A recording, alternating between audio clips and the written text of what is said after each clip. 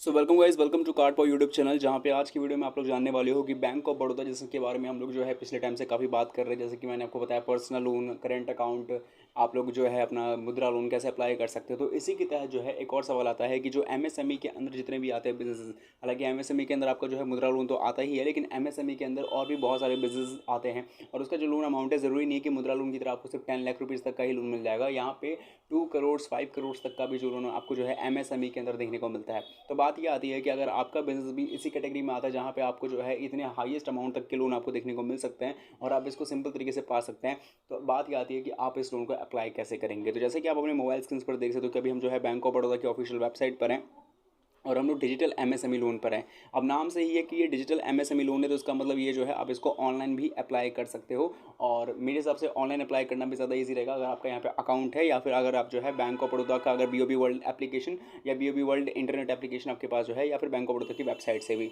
तो बात ये आती है कि आप लोग कैसे एमएसएमई लोन को अप्लाई कर सकते हो, और इसके प्रोसेस को तो मैं आगे बताऊंगा, लेकिन मैं बता दूँ ये ऑनलाइन प्रोसेस नहीं होने वाला है। ये एक ऑफलाइन प्रोसेस होगा जहाँ पे एप्लीकेशन फॉर्म के माध्यम से आपको कैसे कंप्लीट करनी है चीज़ों को, वो मैं आपको इस वीडियो के माध्यम से बताने वाला हूँ।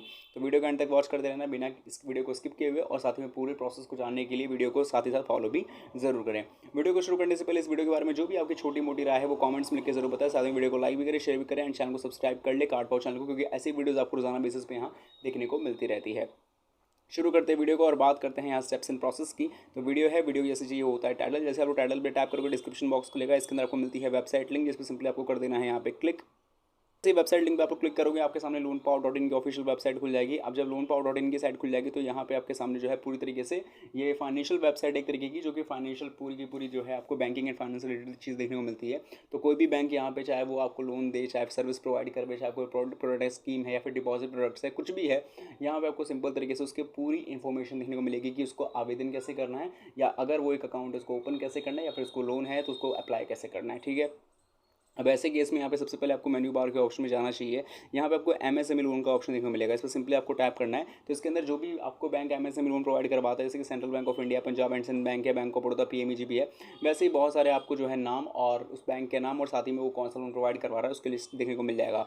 और अगर आपको जो ये फर्स्ट पेज ना देखने को मिले तो आप उसको नेक्स्ट करके और भी जा सकते हो, लेकिन नेक्स्ट करके जाने में एक दिक्कत ये भी रहती है कि लोगों को यहाँ पे उनको काफ़ी ज़्यादा टाइम देना पड़ता है, उस चीज़ को बारीकी से देखना पड़ता है।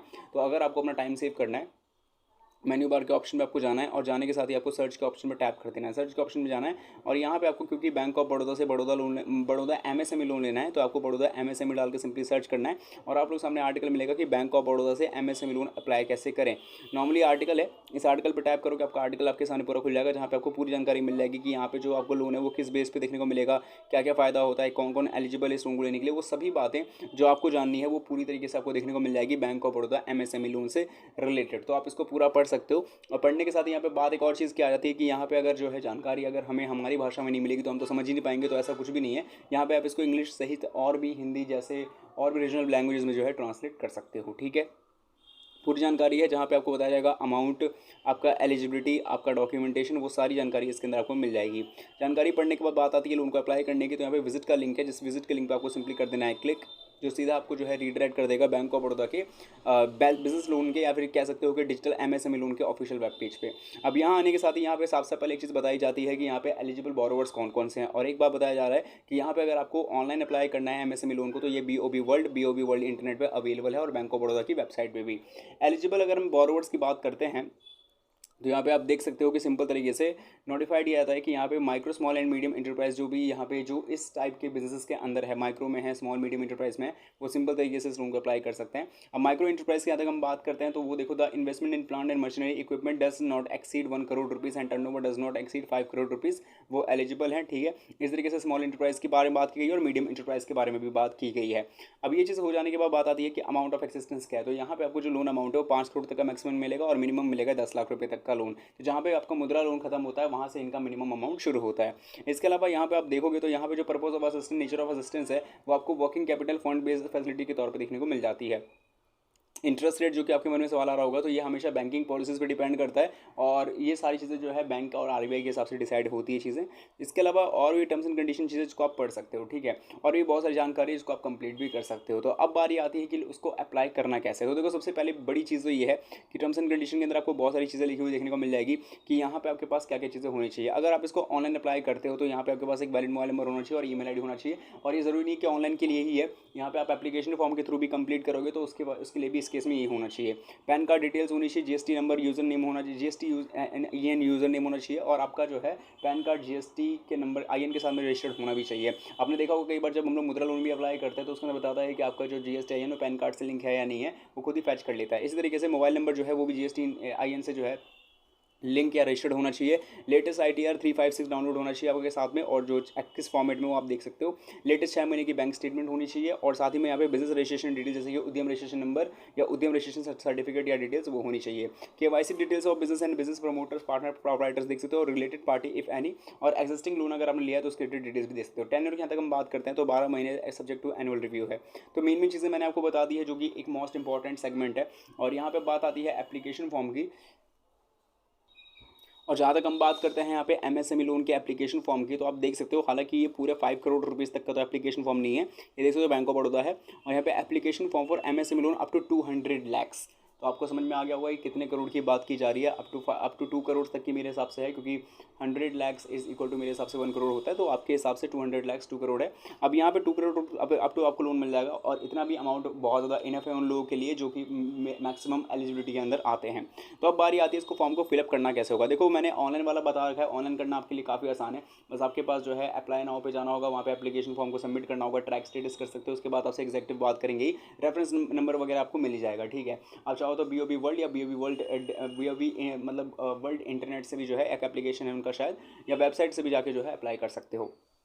बाकी एप्लीकेशन फॉर्म में सबसे पहले आपको अपनी कंपनी का नाम डालना होगा, ऑफिस एड्रेस, आपका एड्रेस ऑफ फैक्ट्री शॉप, आपने ओन्ड किया हुआ है, लीज है या रेंटेड है वो बताना है, telephone number, email ID, mobile number, pan card बताने के बाद आती है कॉन्स्टिट्यूशन की, फिर आधार नंबर, उद्योग आधार नंबर या रजिस्ट्रेशन सर्टिफिकेट नंबर दे सकते हो MSME। इसके बाद कब से आपका जो है बिजनेस स्टैब्लिश किया गया, स्टेट, आपको city where is loan required बताना है, district, branch where loan required. इसके बाद शुरू होता है यहाँ पे name of the proprietor, partner, directors. आपकी कंपनी में अगर आपकी कंपनी बड़ी है तो जाहिर सी बात है उसके अंदर पार्टनर्स भी होंगे, डायरेक्टर्स भी होंगे, प्रॉपराइटर्स भी होंगे, तो उनकी डिटेल्स दे सकते हो, पैन कार्ड नंबर और बाकी सारी चीज़ें भी। इसके अलावा एसोसिएट कंसर्न की चीज़ें बता सकते हो। फिर बाद आधी आपकी बैंकिंग क्रेडिट फैसिलिटी वो बता सकते हो, क्रेडिट फैसिलिटीज़ प्रपोज वो बता सकते हो।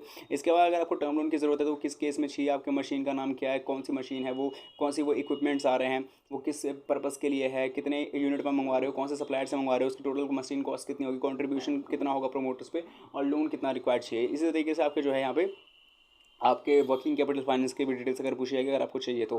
बाकी इस एप्लीकेशन फॉर्म को फिलअप करना आपके लिए काफ़ी ईजी रहेगा, जो जैसे कि मैंने आपको चीज़ें दिखाई दी हैं। डॉक्यूमेंट्स की यहाँ तक बात आती है तो जो सेगमेंट आप कर रहे हो, चाहे वो आपकी खुद की कंपनी का हो, अगर बिजनेस रिलेटेड है तो बिजनेस के KYC के साथ साथ एड्रेस प्रूफ रिलेटेड सारे डॉक्यूमेंट्स को अटैच कर देना। KYC भी रिलेटेड आपकी तो होनी चाहिए। अगर आपकी कंपनी में board of directors, partners, directors और भी वो लोग काम करते हैं तो उनकी डिटेल्स और पैन कार्ड वगैरह उनके जो KYC इन्फॉर्मेशन डॉक्यूमेंट्स है उसको भी आपको साथ में अटैच करना होगा। इसके बाद आपको जाकर सिंपली सबमिट कर देना है अपने नियरेस्ट बैंक ऑफ बड़ौदा के ब्रांच में, जहाँ पे भी आपका बैंक ऑफ बड़ौदा का ब्रांच है। तो आशा करते हैं चीज़ समझ में आई होगी। और बता दो, ये एक MSME लोन है तो आइडेंटिटी वेरिफिकेशन और बहुत सारी चीज़ें मैटर करती है। आपका बिजनेस कितना कैपेबल है, ITR फाइल की आपको जो है, साथ ही में जो इनकम टैक्स रिटर्न्स की जो डिटेल्स होती है, जो डॉक्यूमेंट्स होते हैं उनको भी आपको साथ ही में यहाँ पे अटैच करना पड़ेगा। 6 महीने की बैंक स्टेटमेंट लगानी पड़ेगी। GST जो सेल्स होती है, बात सेल्स आपने 12 महीने में कितनी की है उसकी डिटेल्स लगानी पड़ेगी। मतलब बिजनेस रिलेटेड वो सभी कुछ जिससे आपके बिजनेस को वेरीफाई किया जा सके और आपका बिजनेस एलिजिबल देखा जा सके इस MSME लोन के अंदर। तो आशा करते हैं वीडियो समझ में आई होगी, कोई भी डाउट वाली बात नहीं थी, और यही था कार्ड पहुंचाने के अंदर। अगर वीडियो पसंद आए चैनल सब्सक्राइब जरूर करें, एंड मिलेंगे नेक्स्ट वीडियो में। Tata, good bye, take care.